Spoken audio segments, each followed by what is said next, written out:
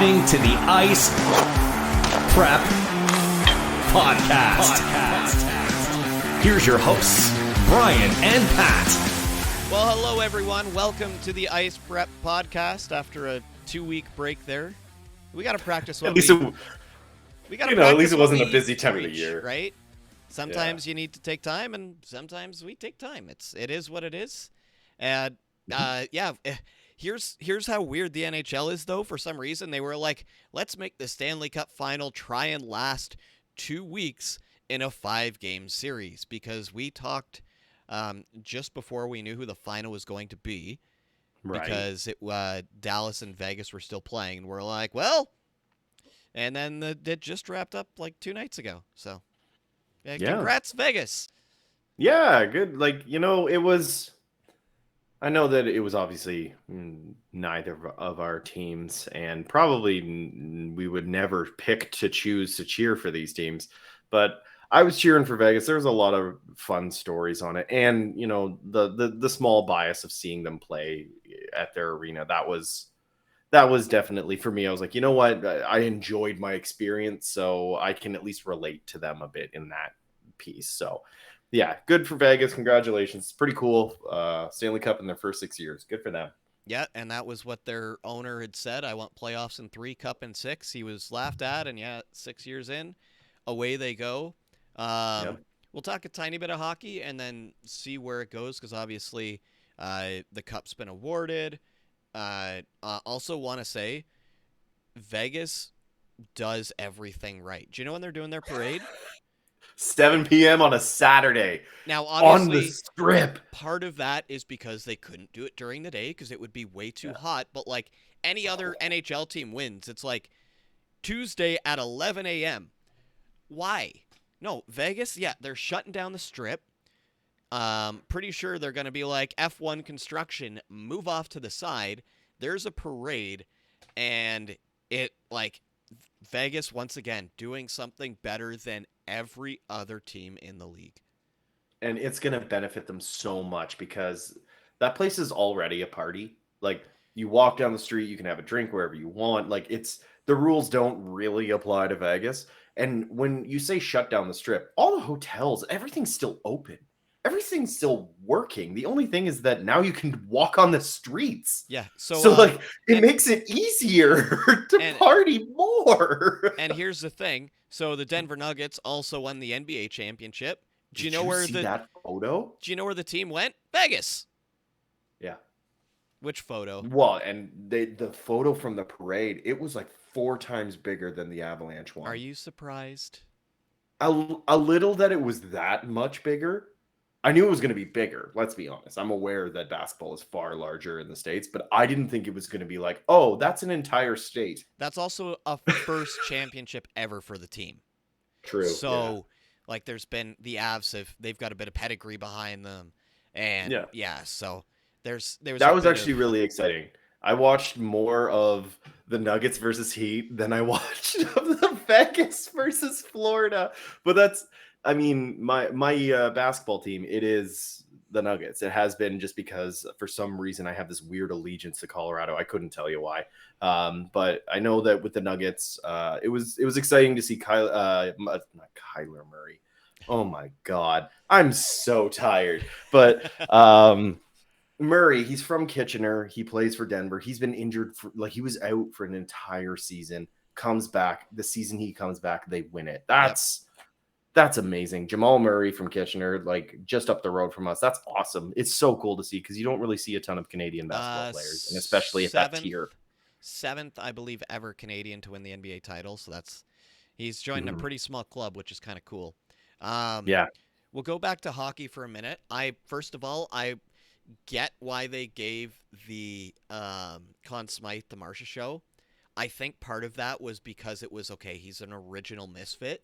Oh, gee, yeah. But it should have gone to this guy right here. Yeah. Well, he was second in votes. Jack Eichel, second in votes, tied for scoring, blocked the most shots, number 1 center. I think if it was any other player on Vegas who wasn't an original misfit, it's Eichel's 100%. For the story, I get it. But Well, and like the thing is, it wasn't like why'd they give it to him? There was a very good case for both. yeah, Like either it could have been a coin flip, and I think most people have been like, yeah, that's great because both stories are incredible. well, I'm not sure. Marchessault, Eichel, both stories perfect. I'm not sure if you saw when it was announced. Eichel and Marchessault were standing beside each other, and you could see it looks like Marchessault saying it should have been you, and Eichel's like, "Go, it's like this Yeah, is your team." Also crazy for Eichel, first time ever in the playoffs, gets to lift the cup. That's kind of cool. he is undefeated. Undefeated in the playoffs. Did you see Well, the Did you the see the other photo of him going down the strip, just like popping champagne bottles, chugging them everywhere? Great. They of course went to a nightclub after, chilling with Steve Aiden Aoki. Hill and Aiden Hill sang Lose yourself. Eminem, "Lose Yep. Yourself." Yeah, no, and I mean that's another story. Obviously, we talked quite a bit about, I talked quite a bit. Oh, Brian's listening to music. That's my phone. I talked quite a bit about Aiden Hill, because that is such a good story, and I know a lot of people were talking about it quite a bit, and I don't want to go too deep into it, but the amount of goaltenders that have a cup and then the amount of effort that he put in to get there. And the fact that he was, I don't know, fourth string, technically, a fourth string goaltender. And I've been saying, like when San Jose picked them up in the offseason, or I think in a trade or whatever it is, the first year we did this podcast, I said they got themselves a goaltender. That's a great goaltender. And then they never used him. Then he goes to Vegas and he's playing as like a third backup. We're cutting Pat off mid sentence there. I had to run away for a quick second, so we are back now. Pat was going off about Aiden Hill. I don't know if you remember where you were going, so we'll move on No, from there. I was just gonna say, good for Aiden Hill. He went from backup to not backup, and now Cup winner, well deserved. Kudos. Not only that, he joined a pretty exclusive club. This is kind of when I wish I could make it so you couldn't see the screen. Because he is the fifth goaltender in the Stanley Cup era to win the Stanley Cup before getting a Vezina nomination. Can you name one of the other four? Vezina nomination, so not in the top three, or just in general. Like a Vezina nomination. Giguère? Incorrect. I believe. We'll see in a sec. There's a very obvious one in this. I know, and I'm gonna be real mad. Actually, there's, I think, two very obvious ones in this. Quick? I don't believe. Let's take a look at the thing. Cam Ward. Marc-Andre Fleury. Oh, I almost said a very bad thing. Antti Niemi. And this is the one I thought you were going to Niemi. get. Matt Murray, because he was a rookie. I knew it was Niemi. That's the thing, like, because I heard this stat. He joined a pretty cool club with that one, honestly. Yeah, that's really good. That's really good. Yeah. So we'll go from there, just blast through just some kind of fun news out there. Iggy going back to the Flames, which is awesome to hear. Becoming a special advisor to the GM. No idea what that means, but hey, Iggy's back in Calgary, and that's, I think, a good sign for a lot of Flames fans. Yeah. This is not Carey Price. This is not a Habs goaltending prospect. That is the Haas team principal, Gunther. Was it Gunther Steiner from the Formula One team? Habs practice facility earlier today. Dressed up in goalie pads. You can see his psychotic smile. It is the best. He's loving it. Yeah, no, I love how much Gunter is just such a personality for F1 star because of Drive to Survive. Absolutely. He's just, the team may not be wonderful, but he is. From there, some other news earlier today. Devils and Bratt finally reached an agreement. 8 years, $7.875 million AAV. So he gets his number as his contract. Good for him. You don't see a lot of 7th-round draft picks Mhm. getting big deals like that. He's kind Well, of the a. nice thing with it too, did you see the breakdown? I have not had a chance to look at that yet. It starts big and small. So he starts, I think next year he's either 9 or 10. Like he's pretty high next year. And then the AAV drops off as the years go on, which is great. Yep. That's a perfect situation for the Devils to be in. Although the other situation that they're going into is less ideal with Uh, Timo Meyer. Hold on. Here we go. Oh, you were ready. I was ready. I had a bunch of tweets ready. Because obviously, it sounds like the Senators are going to take DeBrincat to arbitration, but it also Yep. sounds like he doesn't want to play for the Senators, so that's a whole other Nope. thing. And it looks Yep. like Jersey could do the same thing if he wants to stay. That's it's if he wants to stay, then they will. Otherwise, yeah. Well, so It's that smart. we're gonna pause on that because it's two very unique situations. They are very, very different for what they are. Alex DeBrincat is in Ottawa. He plays there for an entire year and then go knowing, his contract is coming closer to an end, and he goes, "Yeah, no, this isn't for me." So now he's into arbitration, which means he's not going to make as much as he wanted. So Ottawa is all of a sudden holding a very good piece in their hand, which means they can make back, if not more, what they paid for him, which was not a lot. Yeah. So they're in such good position to get probably something better, if not exactly the equivalent. So good for them. New Jersey, on the other hand, this was a rental. They brought in Meyer at the trade deadline, knowing this. He knew it. He knew most likely this was going to be the situation. So it's a very different vibe in that camp versus Ottawa. So I'm really interested to see what happens with Meyer because of this, because it is two completely different situations. Yeah, and the nice thing too, like Meyer did say he does want to stay, so it'll be interesting. I Mhm. I wonder if a lot of what it is that Fitz, who is the GM, basically said Nico's contract is the ceiling. You will not go above it, and that could be part, Mhm. or Jack, either one of them. That's the ceiling. You won't go above it.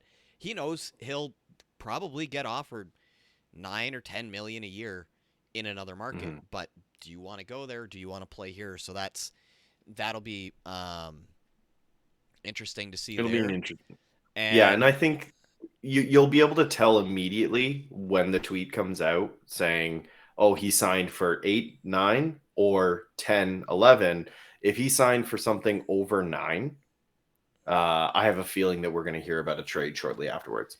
yeah, it'll be interesting too because if he does decide to do just the 1 year with New Jersey with the arbitration and the Mhm. cap goes up next year, he could be like, "I'll do my 1 year with New Jersey, then I'm going to get a real big payday somewhere else." So that could be interesting as well. And this was on I just love this. This was on the Reddit thread about the Bratt signing. Somebody goes, "Hughes, Bratt, and Nico at a combined 23.125 million. Or Marner's and Matthews at a combined 25 million." I I think enjoy the comment almost underneath that we shouldn't be saying. I think almost any team in the league would be taking the 3 Devils players over those 2 Leaf players.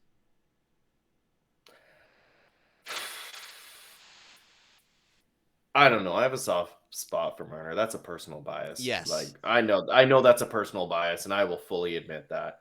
Um, and obviously the other personal bias is against Matthews. I want to chat about Matthews. I've been Oh, chatting with my wait, buddy hold on. Ned. Shout out Ned. Oh, never mind. Are we pausing? No, Okay. this is to do with Matthews. Hmm. It sounds like the Leafs are prepared to make him the highest paid player in the NHL. That's disgusting. I'm sorry. That is a absolute failure of a team. You I'm sorry. You're paying at that point. You've given up. Like it's the same issue with Marner. They're playing hockey to get paid. They don't enjoy hockey anymore. They're there to make money, which I understand that you need to make money for life. That is my personal situation where I'm like, oh my god, I want more money all the time. But um, it's just the greed. They've won nothing. Yeah. Why are we paying you like you've won everything? Like, I'm sorry. I know Nathan McKinnon, he won 1 cup. Sure. He hasn't won the Hart. He should have won the Hart. Let's be honest. I'm sorry. Nothing against Taylor Hall, but let's be honest. But he, he won the cup, so he gets a payday. He still took a discount, not in my opinion enough, but he still took a discount. Matthews should be taking a massive discount. I'm sorry. Do something. Both Marner and Matthews should be signing like a 3-year deal at 9.5 or something like that, because that will get them that difference. Players that can help. Like, why does he need that much money just to continue to keep up his stupid lifestyle? Like, I'm sorry. Take a $2 million pay cut, and then you can get a good third-line center. Take a $2 million pay cut, and you can get 2 defensemen that are quality. Bogosian was a $1 million defenseman. You can get 2. If you can look at a player like, I don't know, Connor Hellebuck, who doesn't look like he's going to be with the Jets next year. So we're still talking insane contracts. Did you hear what the potential market was for Pierre-Luc Dubois? I heard it, and I was like, you've got to be kidding me that it's $10 million a year. He is good. His contract should be the same as what's-his-face from Montreal who went to L.A. Don't know. Yes. Yeah. He is the same type of player. Yeah, PLD might be a bit more aggressive. He is not up. I'd put him at the same tier as Svechnikov. Which is still not like. That's the same price as Bratt. You're not Jack Eichel. You don't deserve his center money. Like. Nope. It's He's a set. Like everyone, like I've been seeing the people in Colorado want to get PLD, and I'm just like, absolutely not. Not at that price. Let a team destroy themselves for that. And they're like, but the cap goes up. Yeah, which means other players are gonna want more money. Winnipeg's gonna look vastly different next year. By the way, that's gonna be an interesting team. They're gonna be in rebuild. They've got to trade and try and find a rookie goaltender to try and grow, or get a vet and a rookie and grow them together. That's kind of the way that I'm looking at it. Oh, Karel Vejmelka. That's where he's gonna go. No, he'll go somewhere else. I know. He'll go to Buffalo. Honestly, no, he won't. Yeah, that Buffalo is going to be a very interesting team to watch. There's just so much out there right now. What do I have in common with some NHL players, Pat? You have 0 points this year? Oh, I was going to say unrestricted free agent. Oh, yeah, that's true. I'm joining the offseason. Oh, Brian. I was thinking about that one earlier today. I was like, hey, look, I get the offseason. It made me laugh. Anyway. Yeah. It's going to be the next, 2-ish weeks or so, because the draft is not on, the draft isn't on the weekend this year. It's like a weekday, which is going to be different, but also kind of nice. Yeah. Once that finishes, and once we get past July 1st, it'll really start to peter off. Not very often do we get big deals like the Kachuk one, which happened a little bit later on. This is kind of shaping up to be a crazy offseason. But for trades. Yeah. So the UFA pool is terrible. What was it? Was Wisniewski who said that he asked an anonymous GM, and the GM said the UFA pool was, and I quote, effing terrible. So it's going to be, because there's also going to be a lot of players and agents that are going to be like, cap's going up in the next year, so play towards that. So it's going to be a lot of, it's a year where, funny enough, a team like Pittsburgh with their new president of hockey operations is going to feast on teams that are not ready for this. Yeah. Like when you look at it, because the UFA pool is so shallow, like the depth of it is not great, and that's why it's bad. It's not saying that there's bad people that there's are UFAs. Good pieces at the top, but then it just kind of like Everest off the side. Yeah, like if you were to do it, it's like in NHL 23, you've got mid 80s, and you've got about 10 lines of mid 80 players, and then it drops to like 79. It's a pretty steep decline. So everyone is going to be looking to improve because it was either push for the cup or tank for Bedard. And now they need to readjust, and the only way to do so, to rebuild a team and try and get their team back on course, is trades, because the UFA pool is going to be shallow. And that's where it will be interesting for certain GMs that do a very good job of finding the hidden gems. It's there could be some teams that literally go full Seattle or full Vegas, being like, okay, who's a player on a team that we think can be better given the chance to play? They're out there. Every team has them. And so it's just a matter of who gives them that shot and who takes advantage of it. And we'll see what happens. It'll be fun. Yeah, I'm actually really curious to see what happens with one particular goaltender, and that's Joey Decord. So Joey Decord, he played for the Ottawa Senators for a while. He was scooped up by Seattle. He was kind of up and down with them, and then they sent him to the Coachella Firebirds. I don't know if you know, but the Coachella Valley Firebirds are currently in the Calder Cup, and they're doing super duper well. Shutouts in the first two games. He is showing that he is a very good goaltender and should not be on the Coachella Valley Firebirds. So is he going to stay with Seattle, or is he going to be moved? Because this is a piece that could get them good pieces, because people are looking for goaltender depth. I mean, it would be silly to me. They have a half-decent goaltending tandem that are locked in, so that is to their advantage there. Do they, who knows, maybe it's like, I'm just trying to, somebody like DeBrincat goes there, you see a trade there to move some pieces around. The only thing going against Ottawa is, they have a new owner, but that may not go through for a while, so they might be in a position where they can't put more on the books than already exists type thing. So it's like a weird balance for them. But the other thing with him is he's 26. That is such a big piece to, like, you can bring him on and be like, okay, we're going to sign you for backup money. You are our backup for our team. And he can come in and do an Aiden Hill type move. Yeah, Aiden Hill's 27. Exactly. They're young, and they get better. Goalies are like a fine wine. They get better with age. They're so like goalies and defensemen. Goalies come into the league typically older. Yeah. Exactly. Like, you look at most of the cup-winning goaltenders, they're generally going to be 25 or older. They're probably going to be 28 or older, excluding Aiden Hill. But like, as they get older, they get better. And obviously it's the same with forwards, but it seems to be later with both defensemen and goaltenders. Like, Pekka Rinne hit a stride at 39.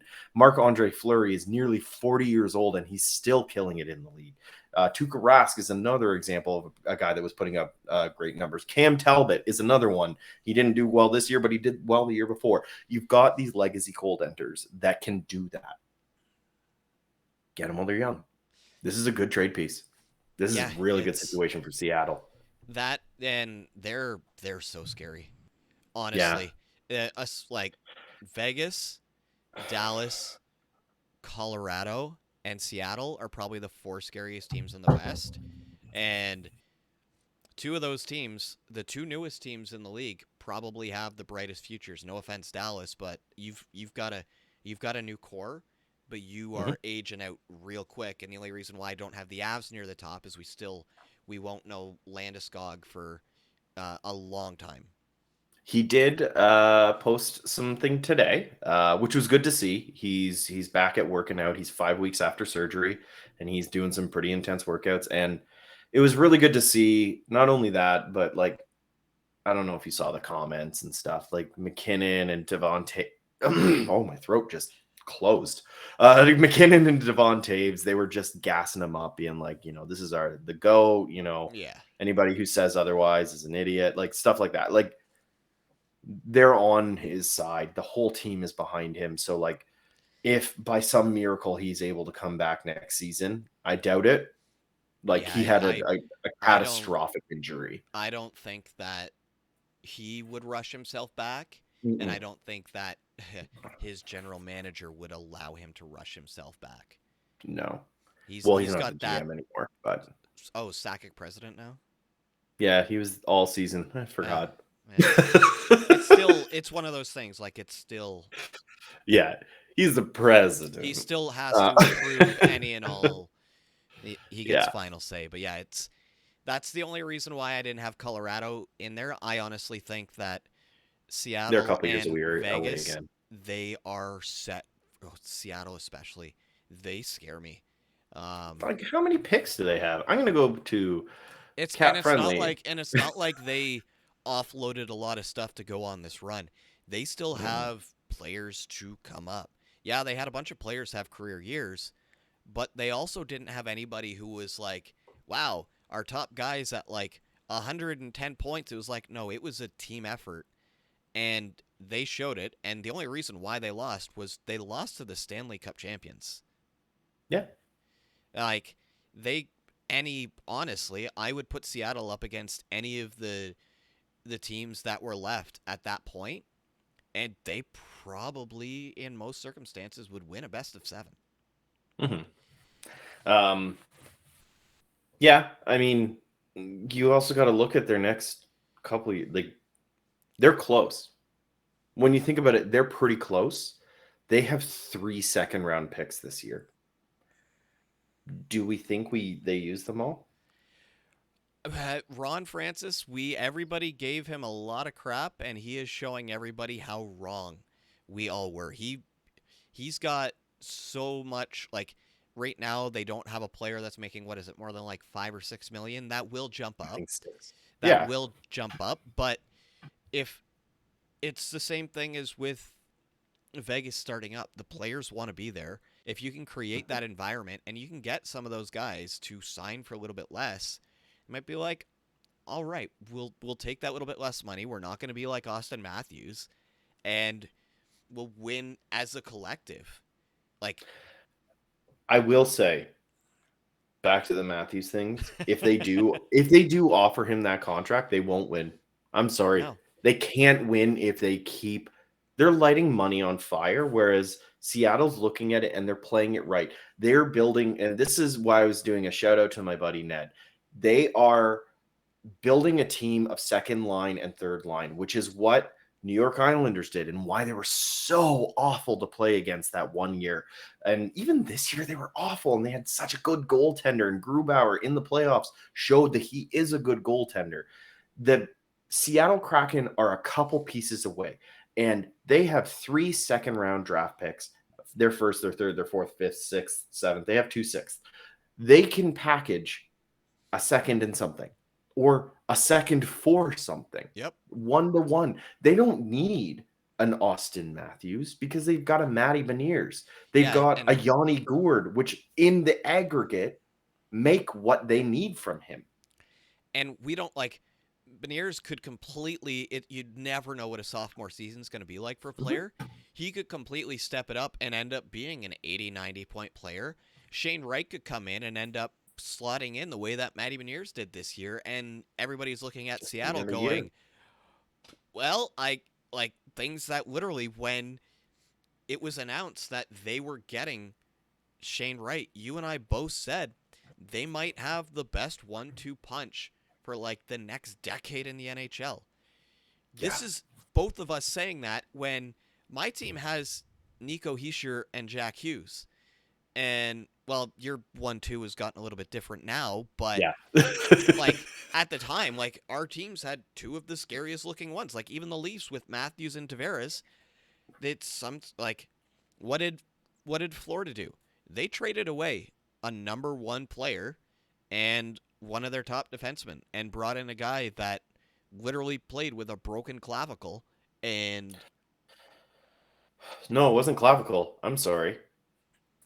It was oh, his sternum, sternum. sorry. Yes, which is The chest bone. Yeah, so those that don't, it's like the bone that holds all the ribs together. He cracked that and played through it. His was fractured. His brother had to help him get out of bed for Yeah. game 4.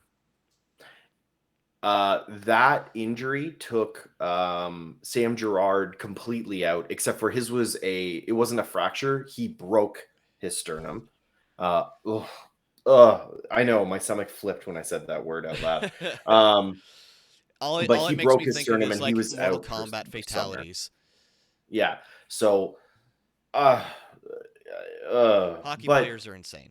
That's I will also say that there was a pickup that Seattle did that so few people talk about that was so game changing for their team that it is absolutely silly. And I think next year we are going to be talking about this player all season. was it Who do you think it is? Nashville's player that they put on waivers?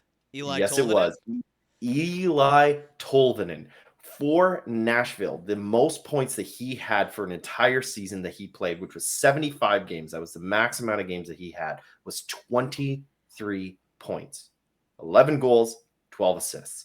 He played 48 games, 48 versus 75. So 48 games for the Seattle Kraken, and he had 27 points. That's not anything like obviously that's not a point a game or anything like that, but that's something. That's not Seattle style. You know who that really reminds me of? Player that goes somewhere else, steps up, looks really good. Yeah, now Stanley Cup champion Barbashev. Yep. Barbashev was a complete and total game changer for that team. I'm excited to see him fall off a bus again, but did you see that when he won it for Seattle or for St. Louis and he literally fell off that was the him, fire wasn't truck it? that Yeah. he was on? People were like, make sure he's in the middle of the crowd. Yeah, so it's like there's so little, but there's so much for this offseason that's going to be interesting. And for a long time, we thought that all the drama was going to be around the Leafs. There's still going to be drama because it's the Leafs. But there's there's so many like A-tier stories now that didn't exist because of little things that have happened. Well, and the league feels like it's in a really weird situation because there's a bunch of teams at the moment that are like 2 or 3 pieces away. 2 or 3 pieces away to maybe not winning the cup, but being wildly disruptive. Like I look at the Montreal Canadiens. I think they're 2 or 3 pieces away because end of the season they were super duper hurt, like beyond hurt. They're young, but so is New Jersey. And look what they did once they got healthy and found their groove. Buffalo, Montreal, and Ottawa are literally a goaltender away from being a team you don't want to face in the playoffs. Yeah. All 3 of them. Buffalo specifically. I think Montreal would scare me more in the playoffs with the team that they have now. Like Tage Thompson is a monster, but somebody like all I can think of is his nickname Wi-Fi on Arbor Montreal. Jagai? Yeah. He like take Radko Gudas but make him a better hockey player and one that he will fight instead of run away from it. Well, and then did you also hear what the Montreal Canadiens are trying to do right now? They're knocking on Anaheim's door. They're trying to bump up to the second round or to the second overall pick. So Montreal sitting at 5th, and rumors are as they've called around to kind of see, what can we do to try and get to second because they're clearly looking for Fantilli. So they want that second center. Yeah, they're going to be a very interesting team because they just locked up Caulfield as well. And a lot of people were like, oh, it's an overpayment. It was like you said the exact same thing when Jack Hughes got his. By like 4 weeks into the next season, you're going to be like, okay, that Montreal did a very good thing and good on Caulfield for that one. And it was like, it was just below Suzuki's number. Yeah, but that's not an overpayment. What are you talking? He played 46 games and had 26 goals. That's not an overpayment. It's because people look at it and they still have the mentality that you're not supposed to get your first big contract until you're in your 30s. That has changed. Look at Tage Thompson. You get your big contract now in your second year of your ELC. A lot of these players now, they're getting their big pay and they're still a year left at making like $900,000. and Mhm. almost all of them have shown, oh yeah, it's definitely worth it. Like the Elliot Friedman says every single time, they're only going to get more expensive. Sign them when you can. Yeah. So Sign them at a price because when they're younger too, they still love the game. That's the thing. They're still romanticizing the game and they want to play because they love it. They're not at the point of like, well, this person made this much, I should make this much. They're like, I want to play for this team. I love this team. I want to be here. Yeah, I'll take a pay cut.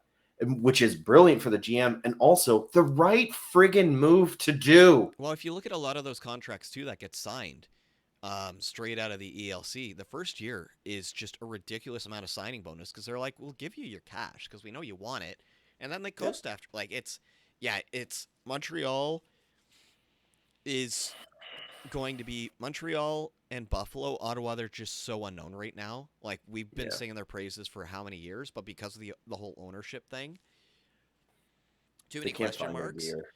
Buffalo and Montreal, one of them is going to take a New Jersey like step. Yeah. Buffalo was there. Unfortunately for them, they just had too many losses and not enough goalies. Yeah, that's true. What like when they were relying on Craig Anderson, and not to discount his play, but he was 92 years old. So Brian's gonna choke on his Canada Dry. But he was aging out. He was done. I think the whole team knew it. They knew with him as their in theory starter, the odds of them making a run slim. So I don't know. It'll be interesting with Devin Levi in net. I really think that we're going to see a big change. I know that it shouldn't be on a rookie, but there's some about this kid. He seems a little different, and I have a feeling I'm going to eat those words next season. But Well, we'll see what yeah, happens. On that note, I've got to call the show here, Pat. So, yeah. is Cars done? Maybe. Yeah, We'll we'll see what we talk about in coming weeks. Obviously, we've got free agency and draft and whatnot, the and then draft. Yeah, we'll see what fun summer episodes we come up with. But good to be back after the little break, and then yeah, it's going to be a crazy off season. So yep, totally. And because we did it, we're going to say it to you: take mental health breaks. Uh, at your job, you pay into it. Take a mental health break if you need it. For the love of God, it is helpful and it will help you center yourself. You need breaks, take breaks. You pay into it, take advantage of it in a as good way. I said when we opened the show, we practice what we preach, and here we preach it at the end. Do it. It's so you sometimes you just need a day to be like, screw everything. I just want to wear my Your mental health pajamas. is more important. At all, full stop. At all times, your mental health is the most important thing. Because if you're not okay, everyone around you won't be. It's as simple as that.